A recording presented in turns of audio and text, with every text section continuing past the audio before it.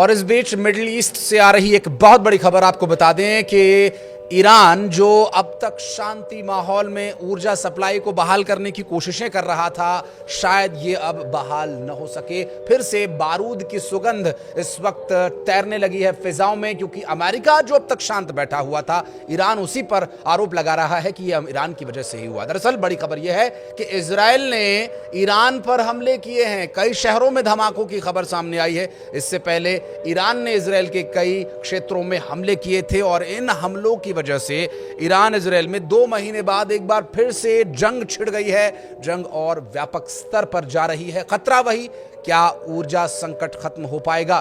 क्या जो अमेरिका कोशिशें कर रहा था उस पर बट्टा लग जाएगा? क्योंकि ईरान ने आरोप लगाया है कि ये सब कुछ अमेरिका की ही वजह से हो रहा है। नमस्कार, मैं हूं आशीष त्रिपाठी आपके साथ और इसी मुद्दे पर बातचीत करेंगे। मेरे सहयोगी आनंद इस वक्त मेरे साथ जुड़ गए हैं। आनंद, बीते 2 महीने से युद्ध रोकना, सीज फायर होना, बातचीत होना, फिर धमकी भरा लहजा डोनाल्ड ट्रंप का सामने आना, ये सब एक सामान्य सी घटना लग रही थी।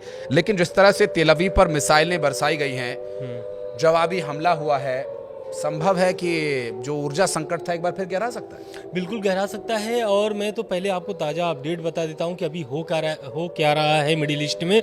दरअसल अप्रैल में आपको भी पता है कि सीज फायर हुए थे ईरान और इजराइल की, और इस सीज फायर के बाद आपने देखा होगा किस तरीके से सभी देशों में ऊर्जा संकट को लेकर के या फिर तेल को लेकर के किस तरीके से क्राइसिस थे। लेकिन ये जो सीज फायर थे वो टूट चुका है।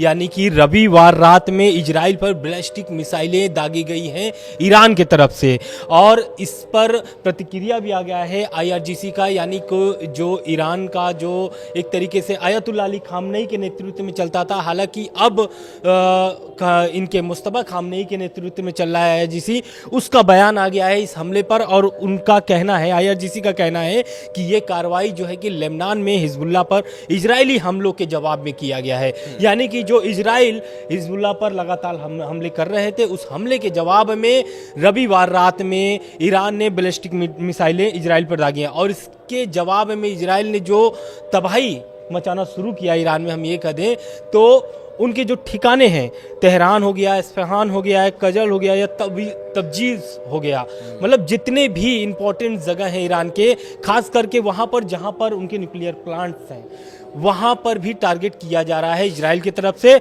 और यही कारण है कि जो ईरान की मीडिया है वो क्या कह रही है इस हमले के बाद, इजराइल के हमले के बाद उनका कहना है कि ये जो अटैक हुआ है इजराइल की तरफ से, ये एक तरीके से इजराइल को भारी नुकसान पहुंचा सकता है, क्योंकि ईरान जो है इस बार भी पीछे मुड़ने वाला नहीं है। बिल्कुल। अगर वर्तमान परिस्थितियों की बात करें तो जब चर्चा ये हो रही थी आनंद कि अमेरिका जो है कोई एक डील क्रैक कर लेगा, और फिर उस बीच नेतन्याहू के जो बयान सामने आए कि हम तो अमेरिका की वजह से फंस गए, जिसका जो एक लब्बो-लुआब था, मैं उसकी बात कर रहा हूँ, एग्जैक्ट उनके बयान की नहीं, कि हम तो फंस गए अमेरिका की वजह से, अमेरिका तो युद्ध खत्म करा देगा, जबकि हम तो इस ईरान को नक्शे से ही मिटा देना चाहते हैं। कुछ इस तरह की परिस्थितियां बन रही थी। अब ये जो हमले हुए हैं, आने वाले 24 घंटों में इसका क्या असर होगा दुनिया में, ये तो सबको पता चलेगा ही, फिर हम लोगों को भी बताएंगे। लेकिन संभावनाएं, आशंकाएं क्या कुछ हैं? क्योंकि जिस तरह से अमेरिका के बयान सामने आए कि हम एक डील के बहुत नजदीक हैं, क्रैक हो जाएगा, सब कुछ ठीक हो जाएगा, लेकिन इजराइल तो कहीं इसके आसपास भी नहीं था। बिल्कुल नहीं था। और इजराइल का साफ कहना था कि क्योंकि इजराइल जो डिमांड रखा हुआ था अमेरिका से कि अगर आपको ये डील करना है तो इसमें कुछ शर्तें हैं, इजराइल ने कुछ शर्तें रखी थी, जिसमें कि हालांकि अमेरिका ने उस कुछ शर्तों में ईरान के सामने प्रेजेंट भी किया था, यानी प्रस्ताव में रखा भी था, जिसे ईरान ने साफ तरीके से नकार दिया है। क्योंकि आप जिस चीज़ों को मना कर रहे हैं, ईरान कभी भी उस चीज़ से मानने के लिए तैयार नहीं होगा। पहला तो है कि परमाणु बम वो बनाना बंद कर दें, मतलब उनके जो प्रोग्राम चल रहे हैं वो बंद कर दें। हालांकि वो परमाणु बम बना नहीं रहे हैं, लेकिन उनके जो प्रोग्राम चल रहे हैं वो भी बंद कर दें। साथ में जो मिसाइलें, जो उनकी रेंज वाली मिसाइलें, दूर रेंज वाली मिसाइलें हैं, उसे भी बंद करने का उसमें प्रस्ताव था, शर्तें थी, अमेरिका ने रखा था ईरान के सामने। साथ ही ये भी था कि जो प्रॉक्सी हैं, प्रॉक्सियों से इजराइल को काफी नुकसान हुआ है, और वही कारण है कि ये जो हमले फिर से शुरू हुए ईरान की तरफ से, वो प्रॉक्सी ही है। उसमें एक प्रॉक्सी ये है हिजबुल्लाह, ठीक है। तो प्रॉक्सियों को मदद करने को लेकर के भी एक उसमें प्रस्ताव था कि ईरान जो है कि सभी अपने प्रॉक्सियों को मदद करना बंद कर दें, चाहे वो हिजबुल्लाह हो, हमास हो या फिर हुती हो, सभी को बंद कर दे। साथ ही साथ उसमें और सारी शर्तें थी, जिससे उसे ईरान ने सीधे खारिज कर दिया था। और ईरान ने जो शर्तें रखी थी उसे भी अमेरिका मानने के लिए तैयार नहीं है। खास करके अब जब से ईरान ने स्ट्रेट ऑफ हॉर्मुज में पकड़ बना ली है, तब से हम ये कह लें कि इजराइल और अमेरिका नहीं, बाकी सारी देशों में भी परेशानियां बढ़ गई हैं। बिल्कुल स्वाभाविक रूप से ये देखिए परेशानियां बढ़ना, क्योंकि कुछ दिनों से जो वो संकट की बातें थी वो लोगों को महसूस होना भी कम हुई थी, क्योंकि समय से पेट्रोल मिल रहा है।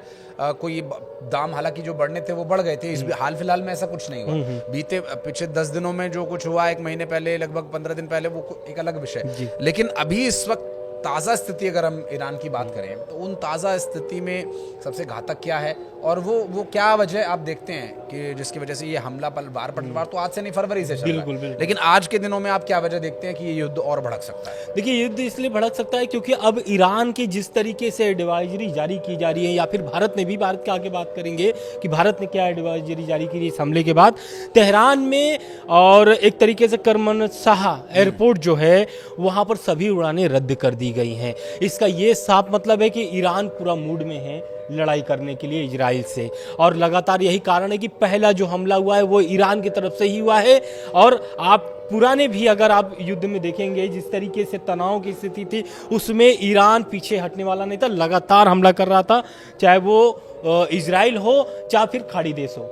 खाड़ी देशों के साथ साथ इजराइल पर लगातार ईरान हमला कर रहा था। हालांकि अभी सिर्फ इजराइल टारगेट है, पिछली बार आप देख रहे होंगे कि खाड़ी देश भी, चाहे वो सऊदी हो, चाहे वो कतर हो, चाहे फिर बाकी सारे देश हो जो खाड़ी के हैं, सभी पर वो हमले लगातार कर रहे थे। तो एक तो ये हो गया कि एयरपोर्ट पर जो उनके ये जो दोनों एयरपोर्ट थे यहाँ पर सभी उड़ानें रद्द कर दी गई हैं। और ये ईरानी मीडिया की रिपोर्ट के अनुसार बात करें तो यहाँ पर और सारी भी घोषणाएं हो सकती हैं, क्योंकि यहाँ पर आपको भी पता है कि तेहरान में ऐसा नहीं कि सिर्फ ईरानी रहते हैं, अंतर्राष्ट्रीय यानी कि सभी देशों के लोग वहाँ पर पाए जाते हैं।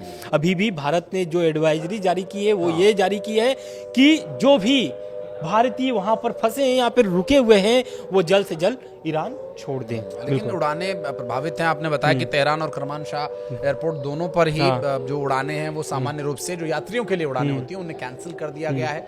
ऐसे में जो भी संभावित रास्ता है उसे लेकर के भारतीय नागरिक भारत वापस लौट आए, ये एडवाइजरी भारत की तरफ से जारी की गई है। लेकिन जो इस वक्त प्रभाव अमेरिका का था, क्योंकि ईरान तो बार बार यही कह रहा है कि ये सब कुछ अमेरिका की वजह से ही हो रहा है। अमेरिका जो हमला करने में भी पहल कर रहा था और युद्ध विराम के लिए भी जिसकी पहल हुई, डील क्रैक करने की भी उसने बात की। इन सब के बीच एक बार फिर से इजराइल का ये हमला जाहिर करता है कि वर्तमान परिस्थितियां गंभीर हो सकती हैं। IRGC की तरफ से जारी की गई जो बयान जारी किए गए हैं उन बयानों को देखते हुए भी ये कहा जा सकता है कि इजराइल और ईरान अभी फिलहाल इस पूरी घटना में अमेरिका की भूमिका की क्या रहेगी। मैं पहले इस पर बात करता हूँ, फिर हम इस बारे में। बिल्कुल आप सही करें, क्योंकि अमेरिका की क्या भूमिका है। इजराइल ने इस पे ईरान पे हमला किया, ईरान ने पहले हमला किया, ये वार पलटवार इधर चल रहा है। अमेरिका कहाँ है? बिल्कुल, देखिए अमेरिका, पहले भी हम आपको बता दें कि नेतन्याहू को लेकर के ट्रम्प का एक बयान आया था जिसमें उन्होंने कुछ अपशब्द बोले थे। नेतन्याहू को क्यों बोले थे? यही कारण था लेबनान पर हमले को लेकर के वो नाराज थे ट्रम्प नेतन्याहू से, और उन्होंने बोला कि ये नहीं करना चाहिए क्योंकि बातचीत जो है वो बहुत करीब पहुंच चुका है, जैसा कि आपने पहले बताया था। और यही कारण है कि जिसका डर था ट्रम्प को वही हुआ। ईरान ने पहला हमला रात में रविवार बैलिस्टिक मिसाइलें से शुरू कर दिया और इजराइल इसके लिए पहले से तैयार था। इजराइल का हमेशा से ये है कि हमला ईरान पर जारी रहे कैसे भी करके। क्यों? क्योंकि नेतन्याहू के भी अंदर खाने अगर हम बात कर लें तो जो उनके अंदर मामले में यानी कि जो इजराइल में जो चल रहा है वो एक तरीके से नेतन्याहू की कुर्सी की भी डर है। वो अपनी कुर्सी बचाने के लिए लगातार चाह रहे हैं कि वो इजराइल पर हमला, यानी कि लड़ाई जारी रहेगा तो वहां पर चुनाव जी नहीं होंगे। मैं आनंद एक चीज और आपसे समझना चाहूंगा। एक तो विषय आपने बहुत स्पष्ट किया, दूसरा ये कि अमेरिका की भूमिका को लेकर के, क्योंकि इससे पहले जब हमने देखा था कि जब भी अमेरिका या इजराइल की तरफ से हमले किए जाते थे जवाब में ईरान खाड़ी देशों पर मिसाइलें मारता था, क्योंकि नजदीक भी है, रेंज में भी है, और फिर हमले और बहुत अच्छे मतलब हाई इंटेंस हमले होते थे। हालांकि वहाँ उनके पास इंटरसेप्शन के लिए है मशीनें। लेकिन अभी क्या स्थिति है? अब तो इजराइल हमला कर रहा है, अमेरिका की कहीं कोई भूमिका नहीं और कोई बयान भी मुझे अभी तक दिखाई ऑफिशियली नहीं दे रहा है। खाड़ी देशों पर क्या अभी संकट है? खाड़ी देशों को इसलिए संकट है क्योंकि हूती विद्रोही जो हैं वो रेड सी यानी कि लाल सागर को अब पूरी तरीके से बंद करने का ऐलान कर दिया है। उससे क्या होगा, रेड सागर यानी कि जो लाल सागर है वहाँ पर अगर ये बंद कर देता है, हूती जो हैं वो बंद कर देते हैं, तो उसमें खाड़ी देशों को भारी नुकसान हो सकता है, क्योंकि वहीं से एक तरीके से तेल का आदान प्रदान होता है और उसमें सऊदी को ज़्यादा भारी नुकसान हो सकता है, क्योंकि आपको भी पता है कि सऊदी और हूती की पुरानी लड़ाई है, पुरानी इतिहास है उनके। और सऊदी के साथ साथ अगर हम बात कर लें, यूएई हो गया, कतर हो गया, बाकी सारी देशों को उसको भारी नुकसान सहना पड़ सकता है। और हूती क्यों ऐलान किए हैं, इसलिए ऐलान किए हैं क्योंकि इजराइल जो है बड़ा अटैक किया है ईरान पर। और कहाँ कहाँ किया अब ये हम बता देते हैं आपको। ईरान के एक पेट्रोकेमिकल फैक्ट्री है, वहाँ पर कई ठिकानों पर, उस फैक्ट्री के कई ठिकानों पर भारी तबाही मची है इजराइल के इस हमले से। बिल्कुल। लेकिन इस जंग को रोकने की कोशिशों की, कवायदों की बात करें तो क्या अंतर्राष्ट्रीय स्तर पर ऐसा कुछ नजर आता है?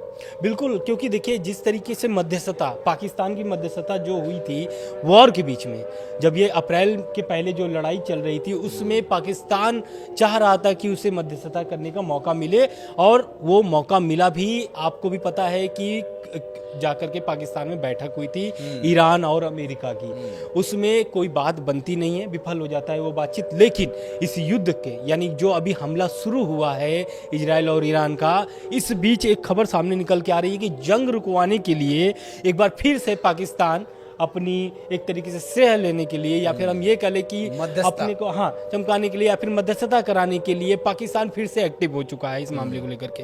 तो जंग रुकवाने के लिए ईरान पहुंचे हैं पाकिस्तानी मंत्री नकवी, और ये पाकिस्तान ईरान पहुंच करके इस हमले को रुकवाना चाहते हैं। और वो जाकर के ईरान से जो भी मंत्री हैं, हम ये कह लें कि मसूद पेजेस्कियान से भी मिल सकते हैं, या फिर उनके जो विदेश मंत्री हैं अब्बास अराक्ची, उनसे मिल सकते हैं, और इस विषय पे बात कर सकते हैं कि भाई जो आपने युद्ध शुरू किया है इसे रोक दीजिए, और जो बातचीत अमेरिका से चल रही है उस पर फिर से बातचीत शुरू किया जाए।